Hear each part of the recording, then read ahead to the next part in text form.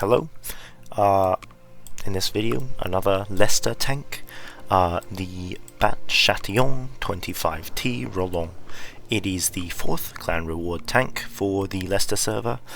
So in the spring we had the E75 Berserker, and then in the autumn we had the Chatillon Roland.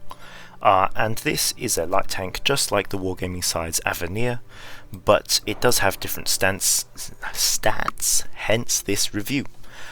So visually they're identical, the Roland and the Avenir, just this tank has the numbers 1953 on its left side.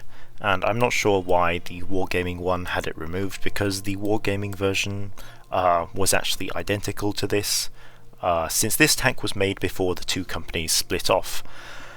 But yeah, 3rd clan reward tank. So quickly I'll compare the stats of the Avenir and the Roland, just because it's quite an important comparison, and naturally that's what people will be sort of looking at. So one thing to note before I compare them is that the Lesta server didn't get equipment changes, so their vents are still the 5% version, the gun laying drive is still the 10% version, vertical stabilizers is a 15% version, etc. Just keep that in mind. So looking at the hit points, the Roland has 50 worse hit points, but it's actually more like 11 or something, since the Lesta server didn't get the HP nerf for improved assembly.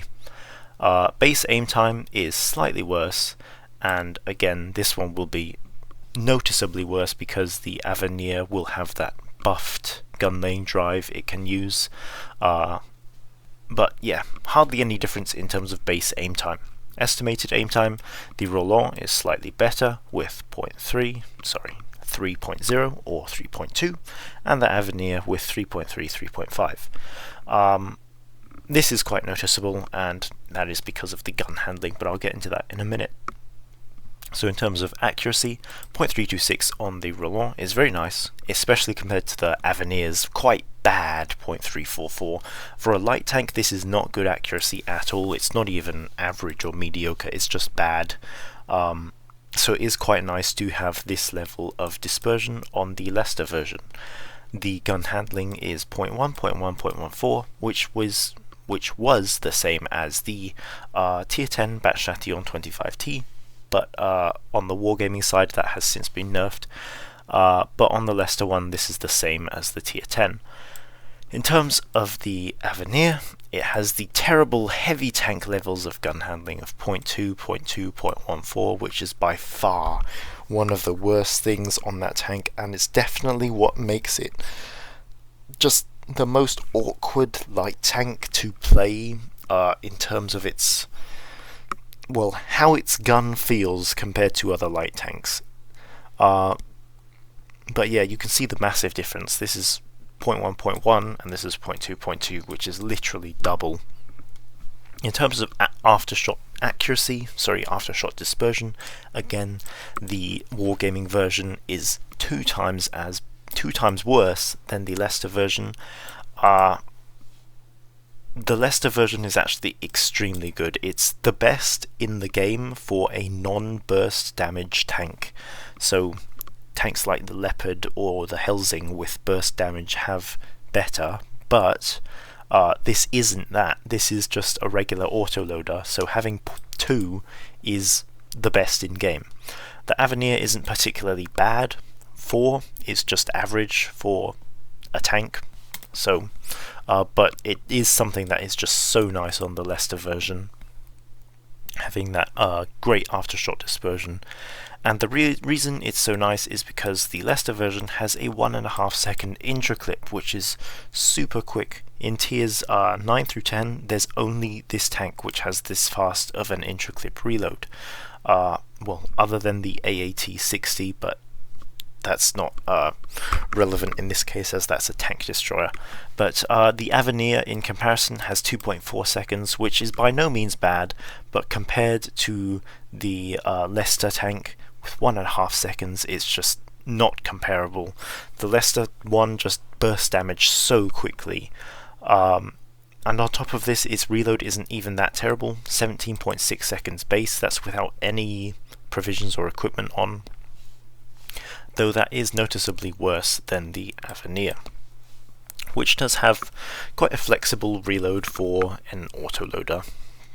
In terms of DPM, the Lesta version is slightly better due to its faster intro clip, though remember, if you decide to use vents, then the Avenir will overtake that, due to stronger vents on the wargaming servers.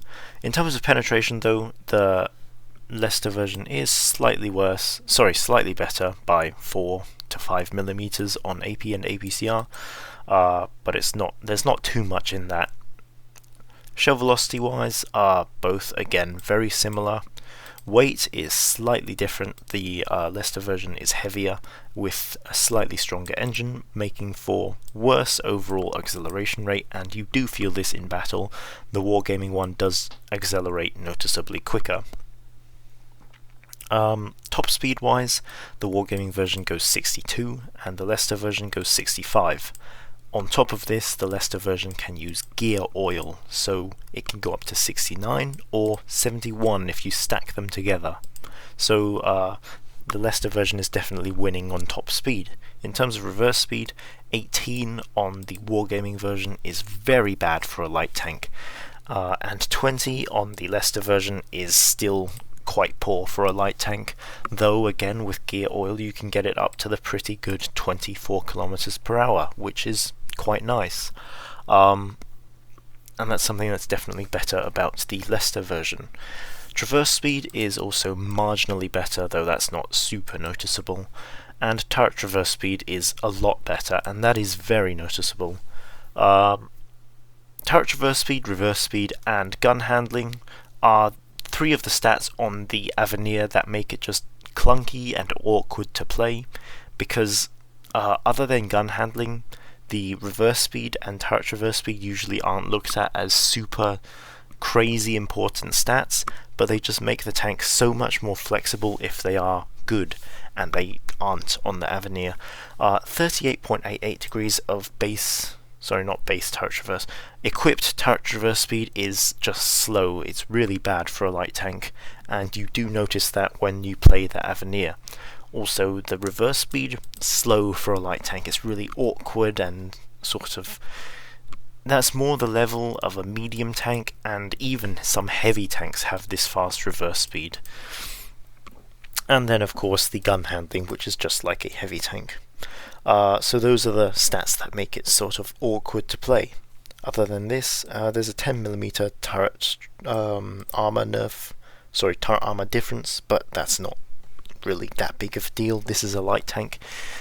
It doesn't really matter all that much. And you'll see here with the armor profile that it doesn't actually make a huge difference to the turret armor. It's still 85 to 120 millimeters on the front of the turret, which will still resist most HE, as shown here with the 60 millimeters of HE penetration shown.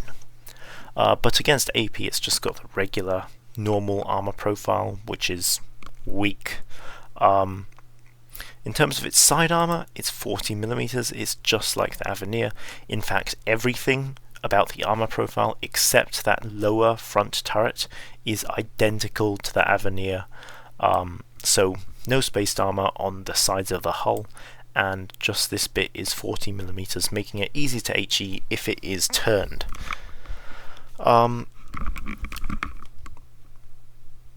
So next, going to the gun, it mounts a 105mm autoloader, which has 310 alpha and 3 shells in the clip with 1.5 second intro clip, allowing it to do 930 damage in just 3 seconds. And that's really important, because if you think about what tanks in tiers 9 through 10 or even tiers 8 through 10 which have 3 second intro clip, it's a lot. And there's nothing in those tiers that will out damage 930 damage burst, except actually no, there's nothing. The Foch 155 will come the closest, and of course the Foch, the AMX-50 Foch, will also come fairly close with their high damage, but nothing will beat this 930 Alpha in 3 seconds. With a 17.5 second reload time, it has 2710 DPM, which is pretty nice for an autoloader. Autoloaders generally are balanced out by having bad DPM due to them being able to burst damage out, but this one still has fairly decent DPM, and 17.5 second reload is by no means bad for an autoloader. Penetration 230mm, that's actually really nice for a light tank. Many light tanks in tier 9 have either APCR standard ammo or have between sort of 215 to 220mm of penetration, so having 230 is very nice on this tank. Premium ammo is 270, which is nothing special, and it's APCR, which is you don't get as much benefit from using calibrated shells due to it being APCR, so its penetration is just nothing special on the premium ammo. HE of 53 is just normal. Talking about the HE, its damage on HE is 440, which is actually really nice for just having 310 AP damage. If you think about tier 10 medium tanks, a lot of them have 350 damage on AP and only 400 damage on HE, so this has really nice HE. In terms of its aim time, 3 seconds is good. Base aim time 1.9, that's pretty decent. Dispersion 0.326, that's good. Gun handling is good, so nothing too much to say here. It has the typical light tank stats of just very nice consistent gun even when you're moving. Gun depression is 6, but that's just normal for, well, any Batshat or AMX-13 tank. But yeah, this is just a great gun because there's nothing wrong with it, there's nothing bad about it. It has super fast intraclip, it has pretty decent DPM, it's got great accuracy stats. The only thing is that it hasn't got great gun depression, but that's just normal for this sort of tank type, the Batshat. In terms of mobility, 65 forward speed is very nice for a tier 9 light tank. 20 in reverse is quite poor because most light tanks in tier, well, in the game have generally 23 or 25, between 23 and 25 reverse speed. So 20 is below average, and you can notice that in battle. Traverse speed on hard terrain of almost 70 is very nice, and on medium terrain of almost 55 is worse. It's nothing special at all, and you do notice that in battle, that the medium terrain mobility isn't that great for a light tank. In terms of its acceleration, 32 horsepower per ton on hard terrain is very nice. You can actually reach your top speed relatively easily when you are on hard terrain. On medium terrain though, of almost 26 is not as great. In fact, it's one of the lower level accelerations in tier 9 light tanks, though it's still not bad by any means, and it's not the lowest in tier 9. And this will be due to the 0.2 terrain resistance difference between hard and medium terrain.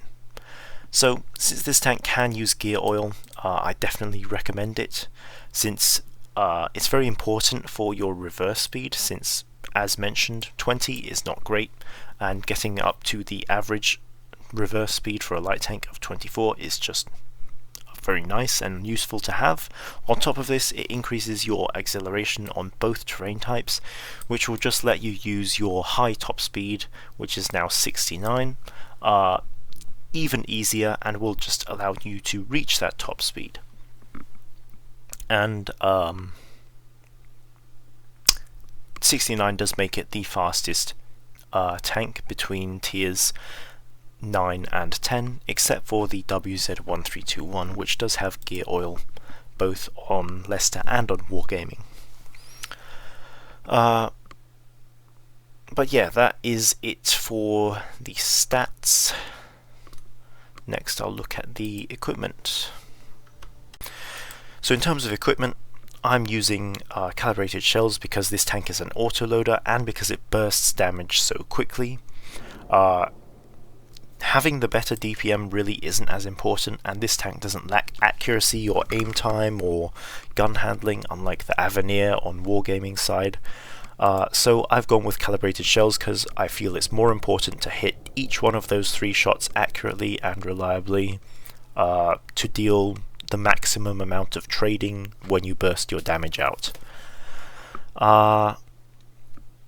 Next, improved optics, because this is a light tank and spotting is important. The engine and accelerator, because this tank already has pretty good traverse speed, especially on hard terrain, and also because it needs some help with its acceleration rate, because that's not too impressive for a tier 9 light tank, and also because this tank has the highest top speed above tier 8, so it sort of needs more acceleration to reach it. Since this tank doesn't have armor, of course I'm going with improved assembly, which improves its HP by almost 100, which is very nice. And of course enhanced gun laying drive, since this tank already has good shell velocities, and of course better aim time is always nice, especially with such a quick damage burst. And then vertical stabilizer, because it reduces your gun handling by 15%, and that includes after shot dispersion, which is super important when you burst damage as quickly as this tank does, which is a 1.5 second intraclip. In terms of provisions, of course, going with 10% food, 6% gear oil, and 10% fuel. So the food is needed, of course, for crew skills and being able to reload and be accurate. Fuel is needed because just that 10% engine power is so important for being able to actually reach your top speed, even if you don't use gear oil. If you don't have fuel, it'll be really hard to reach your 65 km top speed. And then of course with gear oil, this is mainly to improve the acceleration and the reverse speed, because 20 kilometers is not great for a light tank in reverse, so this takes it up to 24 in reverse. But also of course it improves top forward speed, which is nice when you do actually reach it. And I've used the engine power boost because sometimes it struggles to reach its top forward speed, which is 69 with gear oil. Oops. So I have 2 battles in this tank. Both facing against tier 8s, as of course when this tank is top tier that's when it will perform best, but this tank does perform very well against tier 10 tanks as well, just because it has such a potent gun and really nothing can out damage trade it. In 3 seconds, a lot of other tanks can only shoot their 2nd shell, meanwhile you'll have shot your 3rd shell.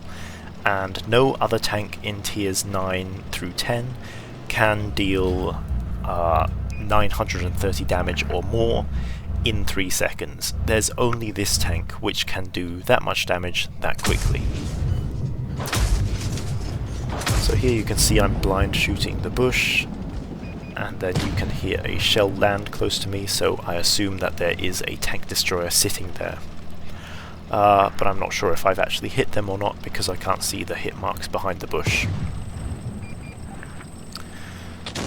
So I've gone to relocate and try and use the bush, since this is a light tank and it does have on-move camo rating. But here you can see I'm debating whether to push for more shots or not. And I decide it's not worth the trade against a hull-down Kampfpanzer, since his turret armor is very strong.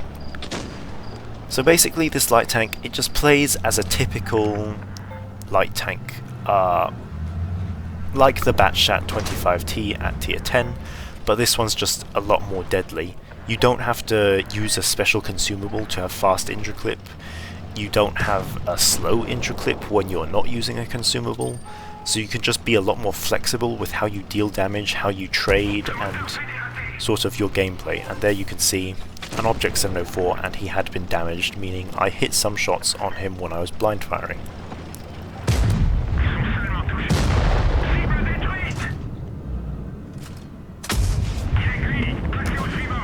So here you can just see this tank. So far I've not done anything that other light tanks wouldn't have been able to do, but you can see it's quite nice to have the flexible sort of fast intra-clip that it has to be able to deal damage quickly and shut down that 704 as fast as I did. And in this situation it's very nice to be able to do those 3 shells as fast as I did there against the Moisian, since he repaired his tracks and retreated. On a different light tank I wouldn't have been able to get out that 3rd shot because he was already reversing by that point.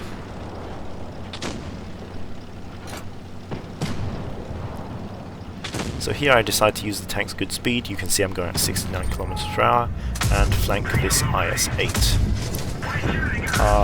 And just one thing that's pretty cool, I think, since it's Lesta and probably a lot of you play the wargaming side, the IS-8 does have PBR and it looks amazing, I think.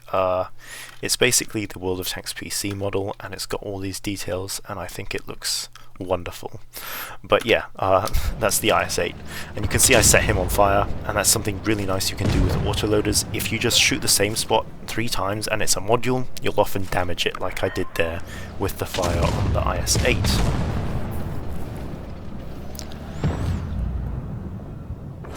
So here I go for the K91, getting a bit greedy for damage. I just barely survived the fire which he put on me. And there you can see I'm using the 284mm of APCR penetration against the hatch weak point of the K91, which is just barely able to go through because this tank, as said, its penetration is okay, but for a light tank it's nothing too special.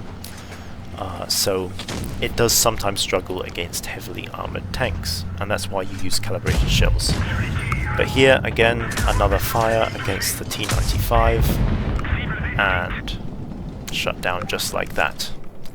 But you can really see in that gameplay how fast this tank can burst the damage out and just do almost 1000 damage in just 3 seconds, which is something no other tank at tiers 9 or 10 can really do, especially with this level of camo rating, mobility and flexibility that this tank has. Again, its reload, 17.5 seconds, isn't actually that bad considering how fast you burst damage, and in that game I did 5,800 damage. You can see I got a first class and a high caliber, which give extra credits, and with a credit booster on I made 134,000. So the next replay is a bit less special, but it still shows the tank quite well, and there's a reason I want to use this replay in particular, and you'll see why in a second. So on this map I've decided not to go for base B, since usually a light tank or a medium tank will go there, so I've decided I'll just actually push the corner quickly and try and get some early damage on the enemy team.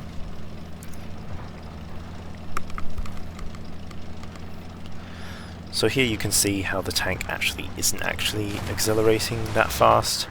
I was only going 55 along that flat area back there. But here is the reason I want to show this replay. So that's a Batchat 25t AP. It has the same reload as the tier 10, same intro clip as the tier 10 Batchat 25t, which is 2.8 seconds. So in 2.8 seconds, that tank can do 2 shots. In 3 seconds, I can do 3 shots. So you can see how significant the difference in reload is between these 2 tanks, and you'll see that I'm basically just barely able to out-reload him if I have good reflexes, but not quite in this time. And you can see 2 shots, 3 shots, and he barely gets me with his second shot. So 1000 damage for 600, though it could have been 300 if I hadn't taken that second shot.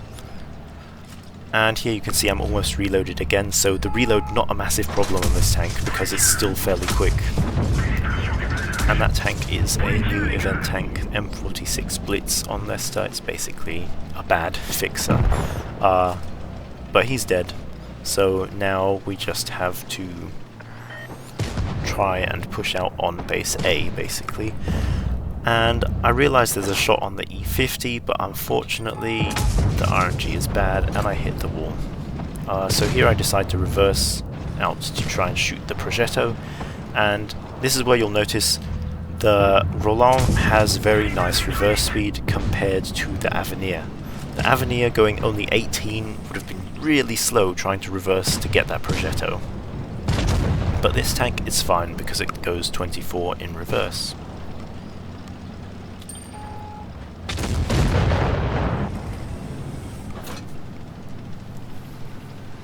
So now there's only 2 enemies left. I know the TS5 is camping, so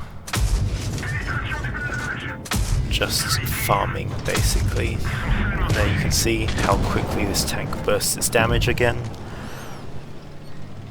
Remember, nothing else in tier 9 or 10 or even tier 8 can burst damage this quickly, and the tanks in tier 7, which have 1.5 or 1.3 seconds entry clip, have much less alpha damage for their respective tier. So this tank's damage is just so potent while having really such few downsides in exchange for it, and that's what makes it just really the best light tank in the game. Though that's debatable with the changes that Lesta received to tier 10. But in that game, 3,200 damage, as quick as that, 78,000 credits with a credit booster. So the Chatillon Roland, it's a great tank. I would say it's the best tank in tier, the best light tank in the game, except for maybe the WZ1321, because this tank now goes unspotted within 5 seconds, so that's quite insane. But arguably the best light tank tier for tier in the game, because it just deals damage so potently with such good accuracy stats, gun handling stats, great top speed, still pretty decent mobility, and the usual light tank traits of view range, on-move camo rating, and just nice overall general dynamic stats. So basically, super fast burst damage, and compared to the Avenir, it's just a complete different level of vehicle.